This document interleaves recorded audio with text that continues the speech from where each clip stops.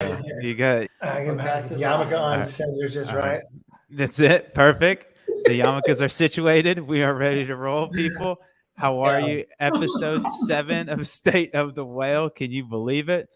We actually head out to Dubai and then Israel in the upcoming weeks. So really excited for that. But more importantly, we just dropped one of, I think, our best features, minus the summary, pixel, and creative dashboard. But we'll get into all of this and your user questions and anything else you want to talk about. But without further ado, I'll toss it over to AJ and Maxx.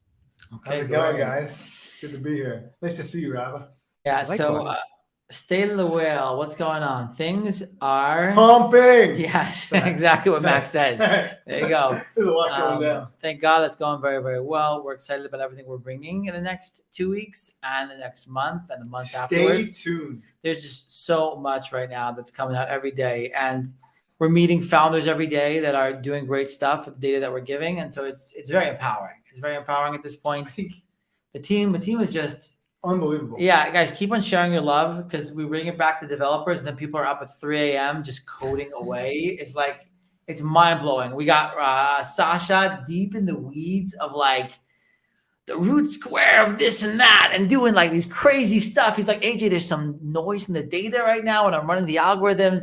Not sure if it's real noise or fake noise. I'm like, maybe they sent out a Klaviyo campaign. Maybe that's making the noise. He's like, I don't think so. What does it mean, noise? Like, we're basically working on predicting people buying based on people that clicked today that didn't buy if they're going to buy, right? So our journeys are very short. We only have clean data for around 3 weeks since the interceptor went live, which means we have 5 or 6 weeks of data coming into the pixel, but 3 weeks of clean data that we can actually run AI on right now. Yep. And so like right now with 3 weeks of data, it's not a large data set, even though we have, when you say interceptor, millions of customers. Something that we deploy. 1 second, we'll get that soon, Rabah. And so sorry. Right now, Sasha basically is trying to figure out the averages or averages is oversimplification of the time to purchase between someone landing and someone buying and the likelihood of them. And it's very cool stuff. It's just very, very cool stuff. We had a lot of it was a fun session. And so LTV predictions in the works right now. It's looking very, very good. We're trying to get a line. Can we show that? What the Zach's design? Yeah, I think it's amazing. Not yet. I want that for. Yeah. We're trying to get a simple line, guys. Like I haven't even seen this. I got this question. Man, we're breaking news. Yeah. I got this question from licorice.com. Jonathan, what a great brand and a great just business and what they're doing there. Yeah, so he's like, AJ, if I do not spend any money this year on my marketing, how much money will I make back from my current customers? That's a great question because that question basically leads to the fact, okay, if I'm going to make X amount of money this year, if I don't spend anything, I should spend X amount of money to acquire more customers. So then the next year I can even grow. This is like understanding your LTV to understand how much you can push and maybe not, crush it in the short term, but in order to make a long-term investment. He was telling me that his dad actually, I think it was his dad, I think built a business like this in the 80s where he built a business into like the hundreds of millions of dollars just by sacrificing short-term profits for long-term LTV. I'm not something recommending that to a lot of brands. Like you have to deeply understand your numbers, understand your finances. Very easy to grow broke like that. and be well capitalized because you'll start to get into cash flow issues or cash conversion cycles, and there's other things that go on there. But sorry, I think these questions are the type of questions we're going to start answering for everyone, and I'm very excited about it. It's been very fun. And on the short term, in terms of pixel reporting, so Rabah, drum up the new release. Oh, we're in there already. All right, let's go. Okay, let me do. This screen. It's so good. Oops, I want to go here. Sorry, let me kill myself. Rabah, go full screen right now. I want to explain to people what they're seeing here short, just in 2 minutes. Let me do this 1 second. Sorry, let me actually just share my screen. It'll be easier. I have all these fancy things going on. Share my screen. Dun, dun, dun, dun, dun. Here we go. Yeah. So I want to explain the purpose of this screen was we started showing customer journeys in the attribution screen, and people started asking us, okay, but what's the aggregated journeys? Like what does it look like before someone buys on my store? And it was always a question when I was advertising for Max. I always wanted to know, like, what is going on? Like advertise on Facebook. What happens next? Do they come and buy? Do they sit there? Do they wait? Do they go to Klaviyo? Do they go to Attentive? Like, how does that look visually? I always wanted to see represent, and this is, I think, the first screen that exists that gives you a visual representation of what happens before someone purchases. The common folk can understand. Exactly, and this is basically that's very important. The last 5 touch points before someone purchases, right? And on average, we found like 95% of the stores have people buy before the 5th touch point. And so this gives you essentially the full journey of almost all your customers. Not every store. You might have customers where you have 20 touch points. That also happens. But this gives you a great representation. Okay, so over here you see, so on the bottom, you see total through conversions. So 325 people bought coming from Facebook, right? That is the amount of people that this funnel is tracking. And then 100% of them converted through the whole funnel, right? 71% converted on the first touch point, essentially the second touch point, but the first time. There was no extra touch point before they converted, 18% on the second touch point, and then 6% on the third touch point, stage 4, but it's a third touch point. And so you can also see, Rabah, how many people went to another Facebook ad over there? So on the first touch point, between the first and second? The first and second, let me nuke this right here. 70 people. That's pretty fascinating, right? So you like, and that is not a duplicate ad. Like, we do work on the back end to dedupe the ad. So this is a different ad. People are coming to Facebook. Some are purchasing, and some are coming to see a different ad and coming back again. Wow. Which is very, very interesting. So, yeah, so Facebook is targeting. When you throw in your other channels to see the other channels. Yeah. So if Klaviyo's set up, what's really interesting, not to cut you off, AJ, but we've built in this really easy, basically choose your own adventure, and you can hover over these paths. And so now I can see literally the whole path all my people take through all of my Facebook ads. That's what you're seeing down here. It's pretty incredible. It's amazing. Yeah, and one of the questions we got, like when you go back to the attribution screen, Rabah, for a second. One of the questions we got from the attribution screen is you can see the channel overlap right on the bottom there, Rabah, if you scroll down. But that doesn't always give you, you can add TikTok there. Maybe there's more overlap. Remove Google from this brand over here. Add TikTok in there. There you go, right? Oh. And so you don't know, is TikTok first or is Facebook first? Who's interplaying to who? And the customer journeys gives you that answer. Like, is my branded search leading the way, or is it picking up credit? Which is always, and it opens up. The customer journeys? Yeah. I don't know, maybe. You can really see what's going on. That's a good point. So we're very excited about this. This screen is actually going to get even more complicated. Up here, you select where you want to, which way you start. So we're going to add a filter. We're going to add a filter. The other thing that's very cool that's coming in the next 2 weeks. So I want to talk about 2 big features that are coming to this page. First of all, you guys can already see this is a beta flag store, but you see attribution, SMS, and email. Those names are going to get nuked. But essentially, the attribution page is going to split into 4, and you're going to also have an all page, and the 4 will be basically ads, email and SMS, social, influencers, and all. So five pages. And then non-defined? All will have the non-defined within it as well. And then what are you going to get there? First of all, the all will be like a Google Analytics type of, you get everything there, but also broken down into categories. The ads will have all your app platforms. Of course, everything will be beautifully designed. Yeah, email and SMS will have everything. Like, guys, we can now track PostScript. We can track SMS bump. We can track OmniSend. We can track anything. If you set up your UTMs properly, we can track anything. What is your social doing? We will be able to track that. What are your influencer program doing? And coming up with a UTM scheme so you can actually track your influencers. The influencers will eventually be built out as a full separate product and offering with a lot more in it. Like another pixel type product, right? Yeah. The influencer marketing in general is we can talk about that for a long time. Yeah. I do think going forward that is the future part of the main pillars. It's a blending of what direct to consumer. Yeah. A blending of influencer and paid, right? Yeah. And then the other thing that's coming next week, which is super, super exciting, Rob, I think we're going to start a whole conversation on Twitter with this, is we're adding fractional attribution. So the ability to multi-touch attribution, whatever you want to call it, right? Dividing credit between different touch points and an attribution model comparison. That's great. How do you divide the credit properly? Like how do you do that? You just divide it by 4? No. So divide it. You gotta. So we take so it works like this. We take, let's say, if you have Facebook and Google, we divide it 50-50. If you have Facebook, Google, and Klaviyo, we discard Klaviyo, and we just give it to Facebook and Google because we don't assume you want to associate that revenue with Klaviyo. Yeah. So we're doing What do you think about it, Rabah? You have some feedback there.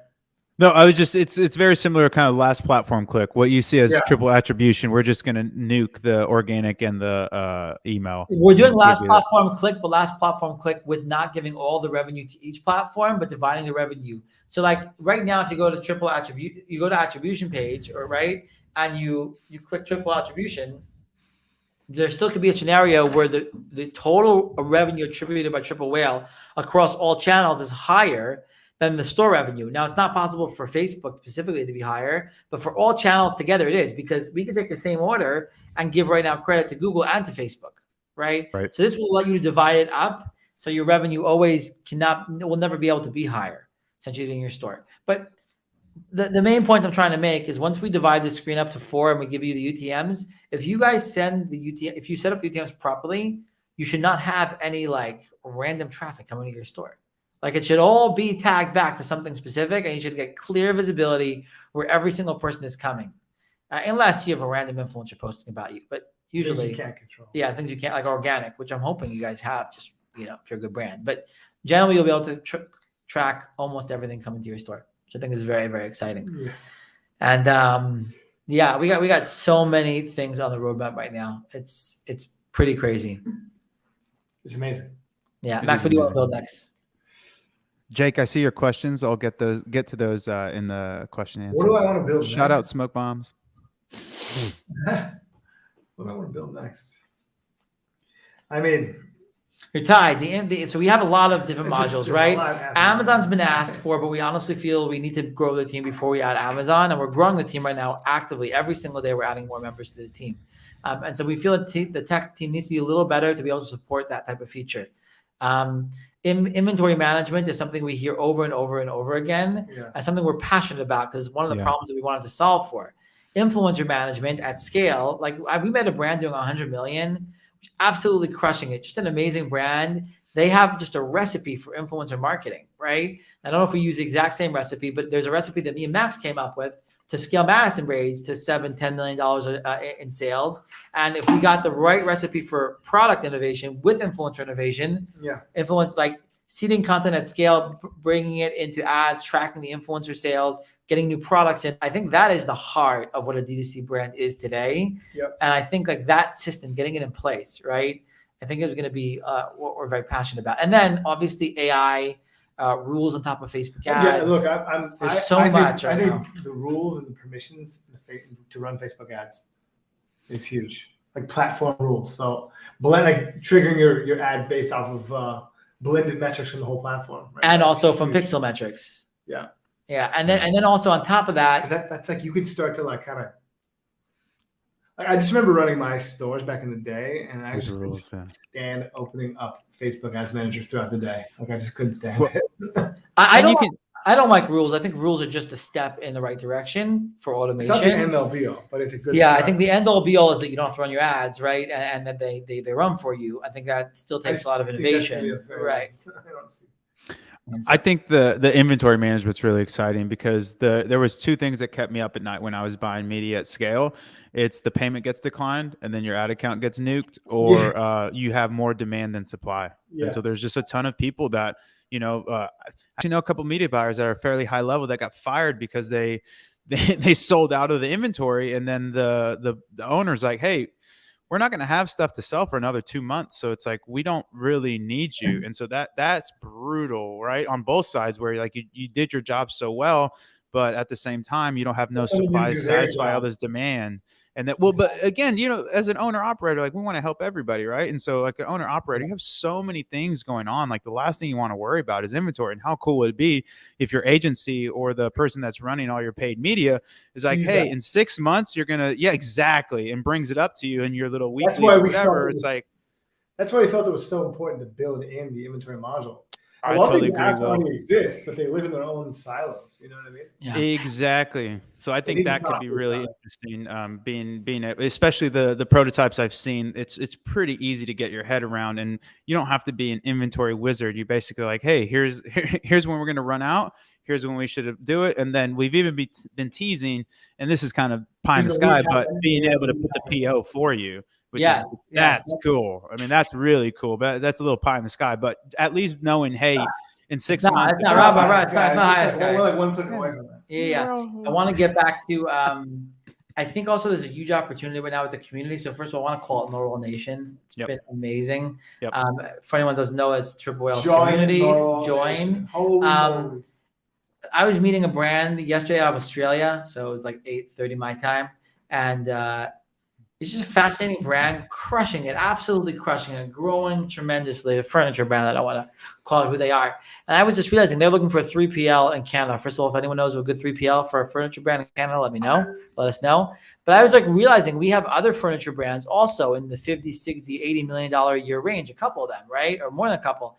And like if they're not competitors, like one of them is selling, I don't know, chairs, and one of them is selling, tables. Not tables and chairs would be competitors, but like tables and couches and desks would be competitors, right? Like, how can we get these customers to talk to each other? Because I think as a company, if all we did is give a brand a good decision during the year to make something impactful that made you make more money, like we'd have done our work even without having all the tech. And I think human-to-human connection facilitated by data, I think, is an area where Triple Whale also can help. Like figuring out which people should meet which based on their metrics. Yeah. I think that's something that we need to explore. Store size, AOV. There's a lot of cool things that we can pull out and then kind of bucket you with people that you'll get the most value from. I think that's something that is really, really interesting. And yeah, shout out to Narwhal Nation. It's a joke, but it's kind of like the inmates running the asylum, because Kevin, who's overseeing it, my head of social, and then I'll pop in there, but AJ's in there. Like, when do you have a co-founders in a Slack channel talking to people? When do you have the VP of engineering popping in there? When do you have the lead PM popping? I mean, it's been a really, I thought it was going to be much more of a labor of love, but people just need a church to worship at, and everybody is just slinging. I mean, it is so satisfying to see people connect and get value from others. And there's a lot of darkness on Twitter, and this seems like this slice of DTC is just some of the best, most awesome people that are just out there to help. And it's been so revived my faith in humanity again. It's just really cool to see how much everybody's out there just to kind of reviving faith in humanity. Exactly. You see, we're doing it all. It's exciting. It's helping people feel good, getting on with people and helping us feel really good. I want to say in terms of Norwell Nation, one more thing. If you do have bugs, as there are always bugs sometimes, the right place to do that is in the support channels.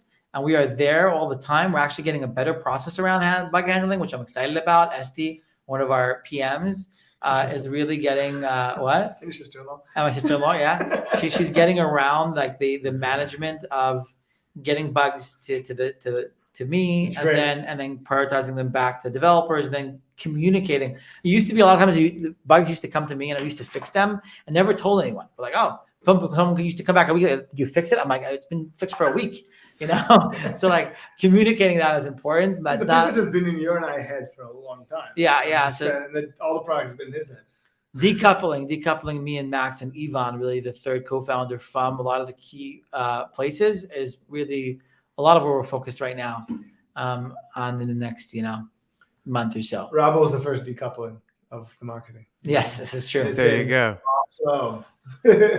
Okay, Rabah, what questions do we have going on? Yeah, let's go into questions now. All right. Dun, dun, dun, dun. Where's my Jake? Okay, cool. So Jake says, when you say setting up UTMs properly to track that, let's say SMS button, for example, what's the best way to set up UTMs to ensure they're getting tracked in triple?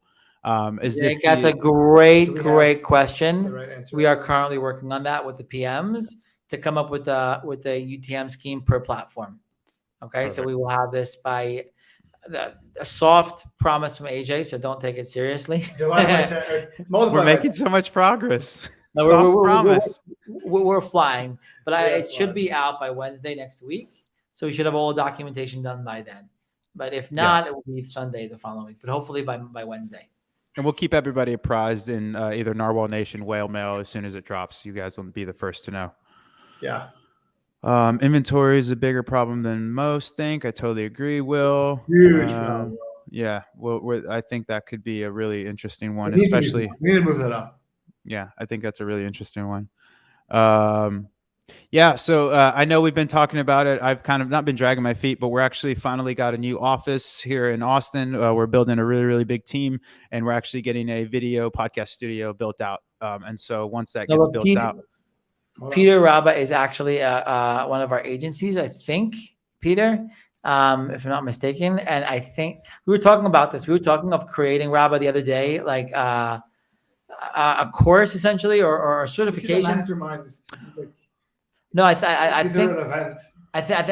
Okay, first of all, is an event for customers we definitely want to do. That's definitely. So we are, yeah. So sorry to cut you off, AJ, but we are going to have one. If you are coming to South by Southwest, DM me. We are having some soirees going on there, but I think this is more so in this is more so a fun capacity. I think AJ, you're talking about more so an educational capacity. Yeah. So, okay. First of all, I think also we're going to have more events throughout the year also for D2C founders and agencies. I think we're going to be focusing a lot on investing back in the community, and like we want to get to know you guys. We're building for you, and I think the company as a whole, getting to know the community is going to be very valuable for everyone.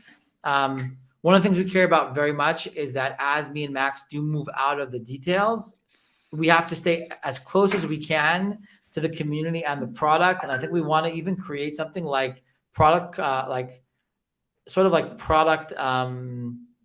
consultants, not consultants, what are they called? Like product groups, where essentially that will be part of the community that will advise us, like the inventory piece. Like imagine we got 5 people that are actually working, are facing those problems with their spreadsheets every day, meeting the PM that's developing that and get like, hey, this is my spreadsheet. This is how I think about it. This is how I think about it. And then he bakes that into the product. That's sort of where we're going with that. Getting back to this, I also think that we're going to work this year. I don't know when, and I don't have a hard time. I don't know if right. But I think we want to come up with a certification plan for agencies specifically. Yes. For people that partner program. Yeah, exactly. For people that actually are buying media through Triple Whale and understand all different tools that Triple Whale offers. Like, for instance, the activity feed. I don't know if people have checked it recently, but that thing is I used it 5 times this week with different clients on calls. It's unbelievable. Like you can layer in, for instance, your sales and blended ad spend and see how they track. And it's unbelievable what the correlations you could see there. The other thing you could see there is your blended ads versus your blended ROAS, and how those are correlated. Right. Like extremely important data points. When the idea for that really came from? When they were trying to figure out what happened to our ads? Yeah, me and Max were sitting back and we're just brainstorming, and like Max met this other guy, I think Bobby, or whatever. Yeah. Someone was looking through Max's store and he was using Facebook analytics back in the day. And it was overlaying like CPC and CPM over time. It's like, of course you're losing money. Your CPC is up by 50% and your ROAS stayed this like your CPA, to pull up that data was like, it was very hard and painful. I'm like, oh, so what if we did this for a whole business? And then actually there was a PM in Klaviyo, in Shopify actually, that asked for like a backlog, essentially like a Git repository for all the changes that are happening in the store. And that's where the change log, which turned into the activity feed, became. Super powerful. That when it's fully baked out, I've been saying it for a long time. That's going to be huge. It's going to be a pillar feature. A full separate module of the app, which will be huge for you. All right. I had to do this just because, but we'll take it down. I'll be nice. I didn't no, leave it alone. Yeah. Yeah. So just wanted to shout out here. Mo is building a monster partnerships program. So we do have a partners program. If you go to our site, you can sign up. So that is awesome there. And then there was Daniel, excuse me. I jumped the gun here. Okay. So the effects on retail on e-com will be trackable with the Pixel as well. I don't know. Like how would we? Like physical location? I think you mean brick and mortar, Daniel. Daniel, let's set up a meeting. Let's That's an interesting question. Yeah. We've had Sounds now. Very high level. Yeah, but it's a big store. Daniel, we're right now having a ton of big stores, like the 100 million plus stores, reach out to us, and so these problems are problems. We don't know how much our sweet spot for customers right now in general is the customers between 0 and 50 million. Those are our sweet spot. That's where we're building for. It's a long tail Shopify. Our ethos in the company is, can we bring down the tools that the pros or the big companies are using to the small companies? Honestly, I met a couple enterprise companies and their tools are not good. It's really hard to know where it stops. Yeah. So I think we're going to go up market. This does seem to be an up market tackle, but He's thinking, that's fascinating. So you would use the UTM, you could UTM the QR code, and if they hit that QR code when they buy from retail, we could track that purchase from. That's fascinating. Could you elaborate on Rabah? Could you elaborate on that? So you buy. So I go into AJ and Maxx's shop, and I buy a camera or something like that. That camera has a little QR code on there that says, "Hey, scan me for discount next time, or scan me to get the new latest tutorial." Right. When you scan that QR code, it has UTMs embedded, because QR codes can embed URLs. You can put UTM parameters on that URL, and so by definition, I mean, the one thing there is, if you could scan that in store without purchasing, you might be able to pervert the data. But the whole thing is, if you take that thing and you can't, what's that?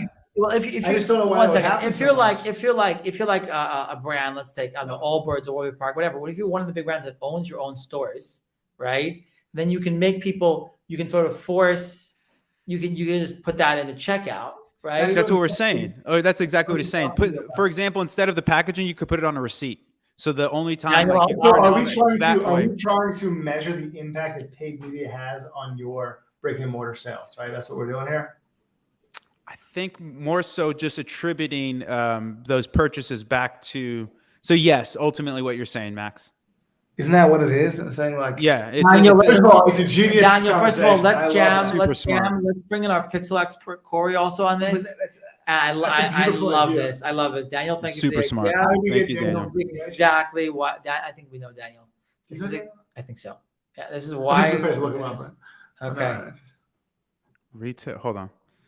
Yeah, we're getting in the weeds now. Daniel, just ping us offline and we can jam more. But I love where your head's at. I saw another one in here. Peter. Okay. Any update? So Cappy is yeah. So we had some movements in the team. We're moving Chezki, one of our brilliant young engineers. This kid's 21 years old, never went to college, is a Hasidic Jew. Got the whole thing. We picked him up. He was thinking of actually quitting coding. Is a funny story. One of our investors met him in the elevator. He's like, "How's it going?" He's like, "It's okay, but I'm thinking of quitting high tech." He's like, "Why?" He lives in Israel. So because I'm making like 21 shekel. He's like, 21,000 is not bad. 21,000 shekel is equal to, what is it in dollars? Like 4 or 5. Like no, 5 to 6 already. I think 21. Sound fine. So he's like, "Why would you leave?" He's like, "No, I'm making 21 shekel an hour," which essentially would be like the equivalent of $6 an hour. So he's making nothing, and the guy's married with a kid, So he's like, "I'm thinking of quitting." So he's like, "Forget about it. I got a company that will actually, not take advantage of you." And so he came in. By us, he's getting, thank God, a healthy, good salary, and he's absolutely crushing it. So he's going to be diving into Cappy next week with Corey and Esty, and we're actually right now very, very bullish on Cappy. Like, if I was less bullish about how much of an impact it will get, after Corey went very deep on it, and he went as deep as it can go, we're very confident that Cappy will have a direct impact on the amount of data that gets sent back to Facebook. We don't want to promise anything on in terms of like how it optimizes, but I have a feeling there'll be a difference there, but we gotta see. We don't know. Still gotta see. Yeah. We like that. Good stuff. So that was conversions API. Timeline on that. I just want to timeline on that will be, I'm assuming the end of next week would be the best case scenario. So like Thursday next week, most probably more relevant like Tuesday the following week. Beautiful. Yeah. Customer journeys and what you get out of it. The main question we're trying to answer with customer journeys is what it looks like post clicking on the first ad, right? Yeah. And what happens there. And so you can start into understanding how your retargeting is working, which channels are feeding into which channels, right? Is it Facebook feeding into TikTok, TikTok feeding into Facebook, Facebook feeding into Google? And so those are the answers that you'll get there. It's not a specific campaign and the journeys of the campaign. Although the journeys of a specific campaign, I'm not sure what you would get anyhow. Right. It's to understand like, hey, should I really be running a SMS sign up right now and be closing people afterwards? Maybe that works. And I think the customer journeys would give you a lot of that information. I mean, it's also it brings a lot of like context to what's going on your website. Yes, really, like you're trying to see what people are doing, not just. It creates a whole new, I think, reality to the business and how you view it. Yes, 100%. I totally agree with that. And to pile on there, I think more so it shows you the interplay of all of your marketing ecosystem and how the channels play together. Because if you're running I was just flabbergasted about how actually efficacious that account I was playing with Facebook retargeting is. So I'm actually very bearish on Facebook retargeting just because the economics aren't great. But this brand actually had the economics for it, and they were killing it. So there's these other things that you can just derive. Like everything's obviously going to be contextual to your business, what your business goals are. But being able to understand the interplays between the channels, and not only that, this isn't just directional. We're actually literally quantifying it in purchases. We're quantifying in conversion rate. We're quantifying in actual AOV. So it's not only this like directionality, you're actually getting precision and accuracy as well. And it's a pretty graph. And to Max's point, like it's a graph for the people. Like this isn't like a really high level. It's not like cohorting where it's like, if you don't understand cohorting, it's very hard to internalize that value from the cohorting screen. Like it's just challenging. You need to have this requisite knowledge. Yeah, the purpose of the screen is if you're buying media, you're an agency or you're a store owner, you have a couple of people, your wife, whatever it is, right? Just explain this in 2 minutes and people are like, I get it. Yes. You know, I'm going to spend tonight doing Facebook retargeting, you know, and not watch the movie, because this is what it's going to do for our business. You know, that's what the screen can do for you. I'm going to drop the Netflix and focus on the business. That's not the point of it. Make sure you take care of your significant other and your relationship, of but you're going to be using less time on this because you understand how well your marketing ecosystem works together. And then you have now you can watch more Netflix. Beautiful. Yes. Email SMS update for the Zpixel. Email SMS. So there's two things there. There's us catching email signups and SMS signups, and there's us tracking email and SMS. Tracking email and SMS we already do, but it's going to get a huge upgrade next week with the segmentation of the pixel page into sub pages. In terms of us catching email rates and sign up rates, so the thing is like this: for some stores it works perfectly, for some stores it doesn't work at all. And I think it's related to certain custom things on those stores. We did not have the time yet to go deep on it. When Chesky gets out after Cappy, then we will focus back on all the secondary metrics.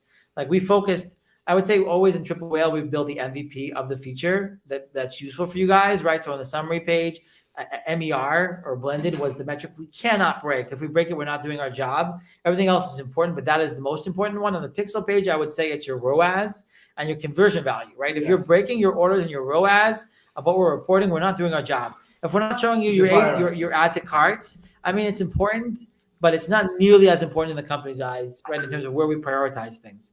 And so we are going to get there. It is important for us, but Cappy, for instance, is more important. And we just got to triage because we're building a lot. Yep, absolutely. And your data is very safe, and we do a lot to QA it, so don't have any issues there. What do you got upcoming? Any integrations, AJ? What do we got there?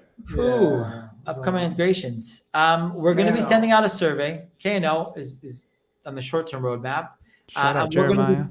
We're going to be sending out a survey to all of our customers pretty soon about which upcoming integrations you guys want to have. Now, I will say the Pixel is going to get Pixel essentially can track anything if we give you UTMs. So we'll essentially be able to track a crazy amount. Everything. A crazy amount of. We're going to have certain schemes for like 7 different email and SMS platforms right now are coming next week. But in terms of actually bringing them into the summary page and recharge, it's been worked on a lot internally. But I honestly think we're going to have a full subscription team in Triple Whale that will deal with recharge and Stripe and others. And so I would say we want to get to a cadence of 2 new integrations a week. We need to beef up the team before we can. Yeah. So that's really the answer there. And we are actively working on that. Like we're actively hiring. We're beefing it up. Yeah. Yeah, absolutely.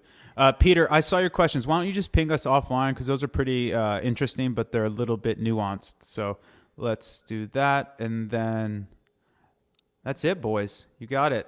There is, that's fantastic. Hit the time, everything. We will, like I said, be hosting a few things for South by Southwest. So let us know if you are interested in that. And we will be having a little bit of a happy hour and then a dinner as well as some other cool stuff going on there.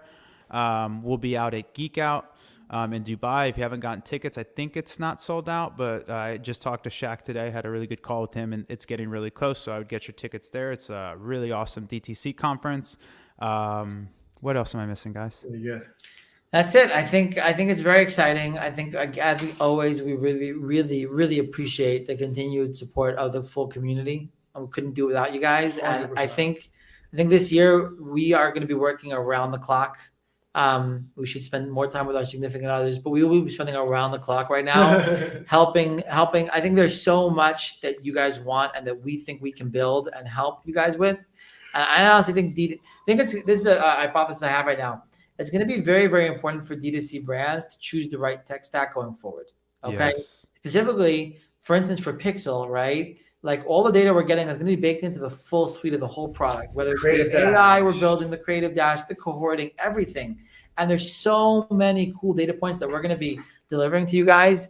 And so, first of all, to all of our partners, thank you for being on. And I think we are going to continue, hopefully, blowing you guys away with what we can deliver and hopefully what you guys can do with your businesses. And to everyone that's not on, get on the triple train. Let's go. Like Get on the triple train. We are going, we're moving. We want to really help you guys scale. And we want every Shopify brand to be on Triple Whale. We want every brand in the world to be on Triple Whale. We really want to help people. We want to arm the rebels, Shopify. Arm the rebels. Yeah, arm the rebels. We want to make the rebels profitable. We're very, very aligned with that mantra of really helping you guys scale. If you're a brand doing 5K a month, we want to help you get to 50K a month. If you're a brand doing 100 million a year, let's help you get to 200. Billion is pretty hard to get to from 100 if you're a brand. It's not that easy.